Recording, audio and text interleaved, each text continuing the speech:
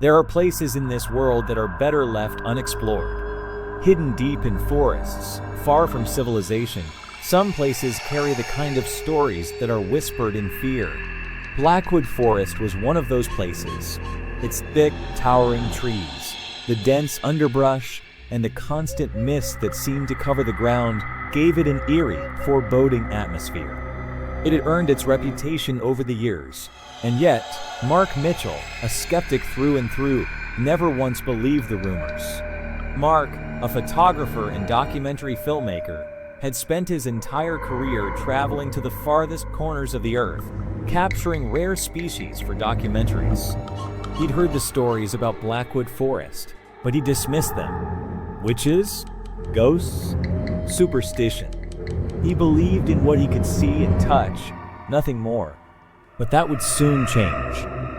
It all began when Mark was assigned to a documentary about the rare species of insects found in the Appalachian Mountains.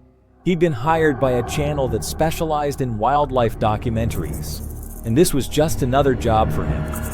He had heard about the forest from his colleague, Lisa Carter, a biologist who had been assigned to work on the same project. Mark trusted Lisa's scientific mindset and had little patience for those who believed in the supernatural.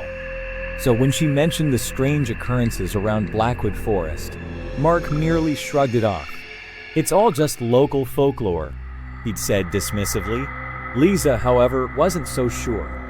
She had heard the whispers about the witch who was said to live deep in the forest, a witch who fed on the life force of others to keep herself young. It sounded absurd, of course, but something about it intrigued her. As a scientist, she was always curious about the unknown. They were joined by their mutual friend, Chris Harris, an entomologist with a deep love for insects. The three of them were familiar with the Appalachian region, having worked together on various projects in the past, but none of them had ventured into Blackwood Forest. There was a reason for that. It was known to be a place where few came back unchanged, and some didn't come back at all. But this time, they were prepared. Mark had rented a large SUV, and the team made their way to Blackwood Forest with high hopes of documenting rare species of insects. Lisa, who had done her research, was excited about the potential discoveries. Chris was mostly focused on the insects, and Mark just wanted to get the job done. They arrived at the outskirts of Blackwood around noon. The thick mist made the surroundings appear otherworldly. Towering trees loomed overhead, and the ground was damp with the remnants of an overnight rainstorm. Mark felt a strange chill run down his spine, but he shrugged it off. It was just the weather. Their first stop was a small, rustic hotel located on the edge of the forest. It was an old structure, looking as though it had been standing for centuries. The wood had weathered over time, and the building had a musty smell to it, as if it had been abandoned for years. Still, the hotel was relatively comfortable, and the manager, an old man named Gerald, greeted them warmly. "Welcome to the Blackwood Lodge," he said with a raspy voice. "Not many visitors come here this time of year. It's the rainy season, and most people prefer to stay away from the forest. But if you're looking for peace and quiet, you've come to the right place." Mark was surprised by the lack of other guests. The lodge seemed large enough to accommodate dozens of people, but the reception area was empty except for the elderly manager. Mark couldn't help but ask, "Why is it so quiet? Isn't it unusual for a place like this to be empty?"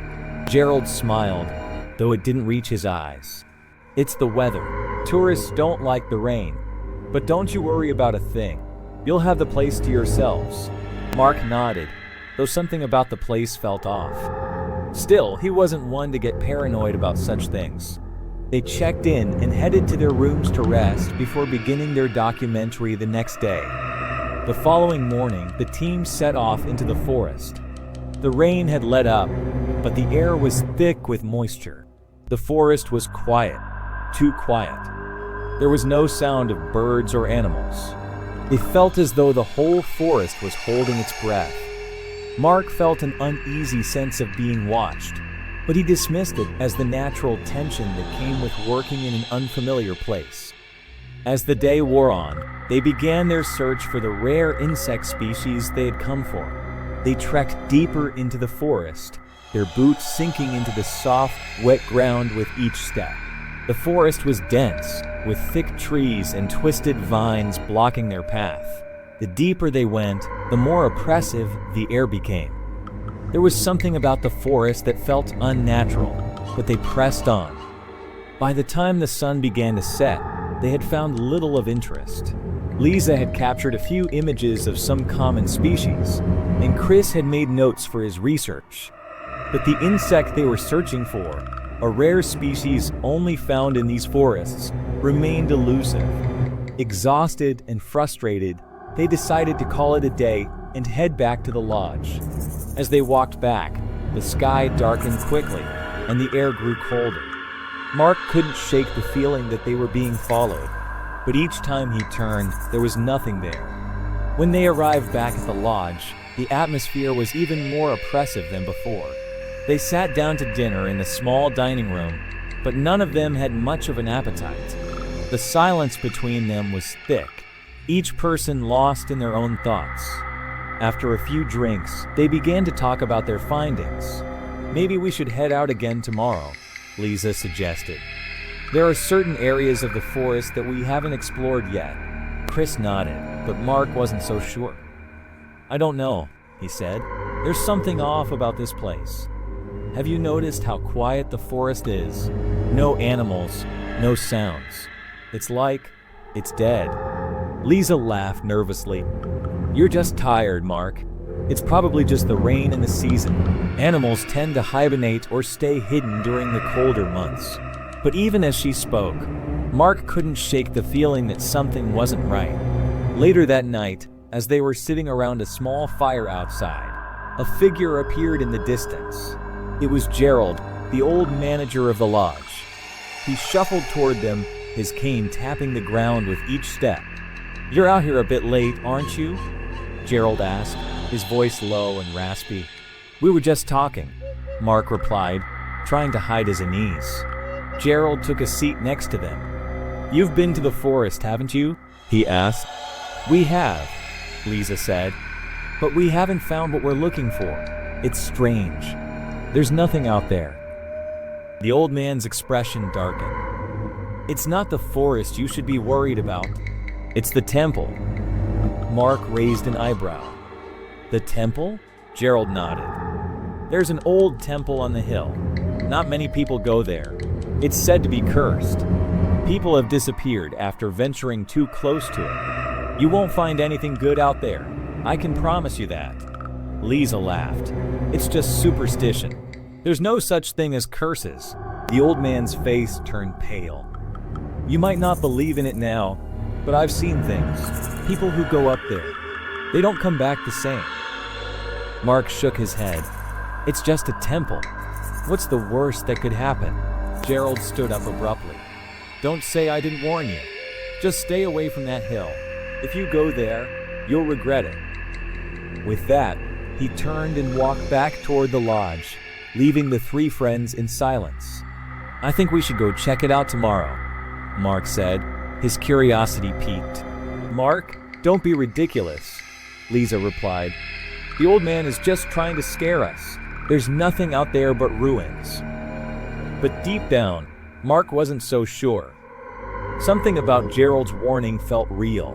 The next morning, the three friends set out to find the temple.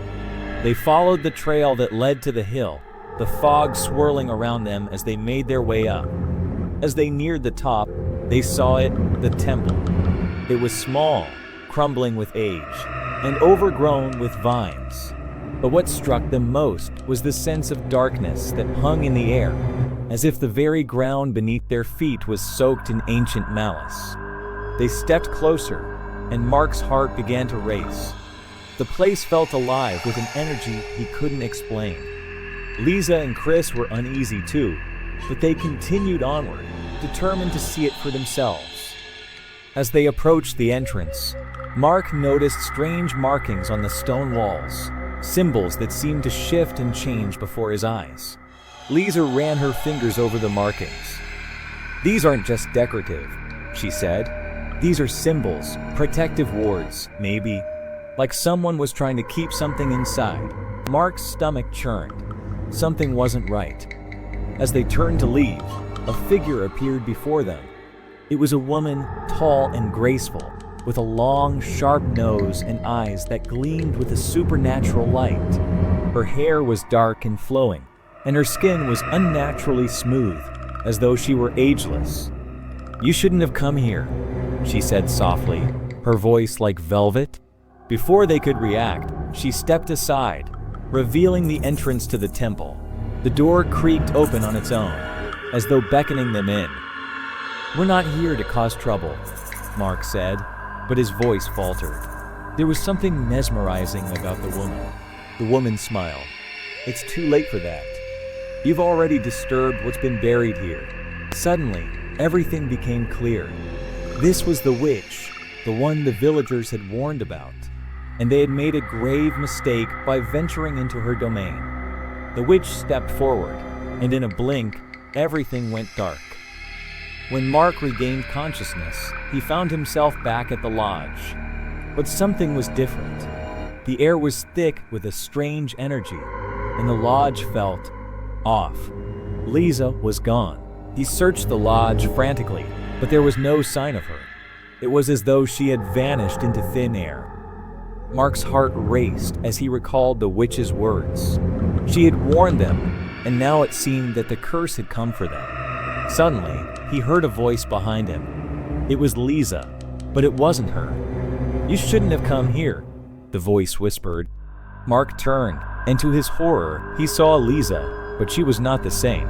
Her body was emaciated, her eyes hollow, her hair pulled from her scalp. She was a shell of the woman he had known. "No," Mark whispered. "What did she do to you?" The witch's laughter echoed through the lodge as she emerged from the shadows, her eyes glowing with an eerie light.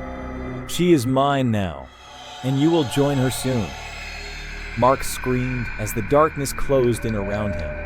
The curse of Blackwood Forest had claimed another victim,